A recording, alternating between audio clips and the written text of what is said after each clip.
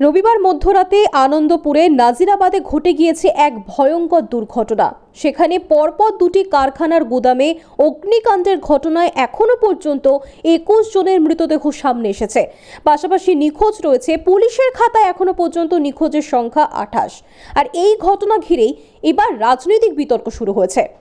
বিরোধী দলনেতা শুভেন্দু অধিকারী বা বিজেপির তরফ থেকে কিন্তু তৃণমূলের দিকেই দায় ঠেলে দেওয়া হচ্ছে। সেখানে বিরোধী দলনেতা শুভেন্দু অধিকারীর মন্তব্য যে পাশে থাকা ডেকোরেটার্সের যে গুদাম, সেই গুদামের যিনি মালিক রয়েছে তাকে গ্রেফতার করা হয়েছে, কিন্তু এখনো পর্যন্ত মোমো সংস্থার মালিককে কেন গ্রেফতার করা হয়নি। পাশাপাশি আমরা দেখেছিলাম আগামীকাল শুভেন্দু অধিকারী সেখানে গিয়েছিলেন, যদিও বা সেই নাজিরাবাদে এখনো পর্যন্ত 163 ধারা জারি রয়েছে, তা সত্ত্বেও 100 মিটারের দূরত্বে থেকে কিন্তু ঘটনাস্থল তিনি দেখেছেন, সেখানকার পরিস্থিতি তিনি দেখেছেন। আজকে হাইকোর্টের নির্দেশে শর্ত সাপেক্ষে গিয়েছিলেন মিছিল করতে। সেখানে সেই মিছিলে শুভেন্দু অধিকারীর হাতে একটি প্ল্যাকার্ড ছিল। প্ল্যাকার্ডে ছিল মুখ্যমন্ত্রীর ছবি। কেন মুখ্যমন্ত্রীর ছবি নিয়ে মিছিল করলেন শুভেন্দু অধিকারী?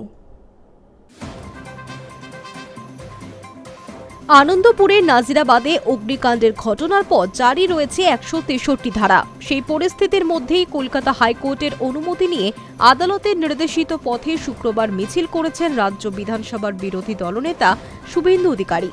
তার সঙ্গে ছিলেন বিজেপির বিধায়ক ও নেতারা।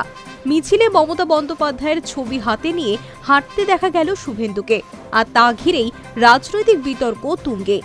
শুভেন্দুর হাতে থাকা প্ল্যাকার্ডে 57 ছবিতে মুখ্যমন্ত্রীকে বিদেশের এক রাস্তায় হাঁটতে দেখা যায়। প্ল্যাকার্ডে লেখা ছবি কথা বলে।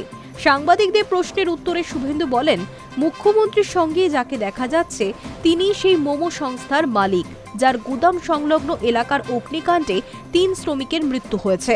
বিরোধী দলনেতার অভিযোগ, ডেকোরেটার্সের গুদামের মালিক গঙ্গাধর দাস গ্রেফতার হলেও মোমো কারখানার মালিকের বিরুদ্ধে কোনো ব্যবস্থা নেওয়া হয়নি। তার প্রশ্ন, কর্মচারী ও গুদাম মালিককে ধরা হলে মোমো সংস্থার মালিককে কেন গ্রেফতার করা হচ্ছে না?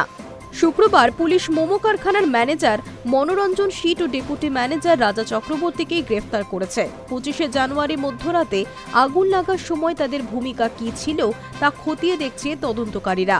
পুলিশ সূত্রে জানা গিয়েছে, মনোরঞ্জন শীট ওই গুদামের দায়িত্বে ছিলেন। শুক্রবার নাজিরাবাদের ঘটনায় 5 দফা দাবি তুলে মিছিল করেন শুভেন্দু।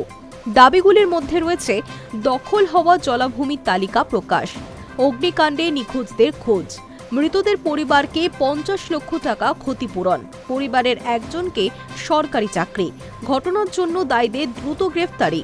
বিরোধী দলনেতা মুখ্যমন্ত্রীর ঘটনাস্থলে না যাওয়া নিয়েও কটাক্ষ করেছেন। তার দাবি, ঘটনাস্থল থেকে মুখ্যমন্ত্রীর বাড়ি 10 কিলোমিটারের মধ্যেই, তবুও তিনি সেখানে যাননি। শুভেন্দুর অভিযোগ, ক্ষতিগ্রস্তরা তার ভোট ব্যাংক নয় বলেই তিনি রাজধর্ম পালন করেননি। পুলিশের ভূমিকা নিয়েও প্রশ্ন তুলেছেন শুভেন্দু। তার বক্তব্য, পর্যাপ্ত অগ্নি নির্বাপন ব্যবস্থা না থাকা এবং নজরদারির ঘাটতির দায় প্রশাসনকেই নিতে হবে। পাশাপাশি তার অভিযোগ, তাকে আটকানোর উদ্দেশ্যেই এলাকায় 163 ধারা জারি করা হয়েছে। এদিকে ফরেনসিক ও দমকলের প্রাথমিক তদন্তে অগ্নিকাণ্ডের উৎস নিয়েও স্পষ্ট ইঙ্গিত মিলেছে। প্রথমে আলোচনায় থাকলেও তদন্তে জানা গিয়েছে আগুনের সূত্রপাত হয়েছিল ডেকোরেটার্সের গুদাম থেকে। সেখান থেকেই আগুন ছড়িয়ে পড়ে সংলগ্ন মোমোর গুদামেও।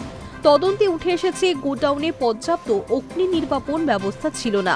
এই ত্রুটির কারণেই গুদাম মালিক গঙ্গাধর দাসকেই গ্রেফতার করা হয়েছে বলেও জানিয়েছে পুলিশ। High news network.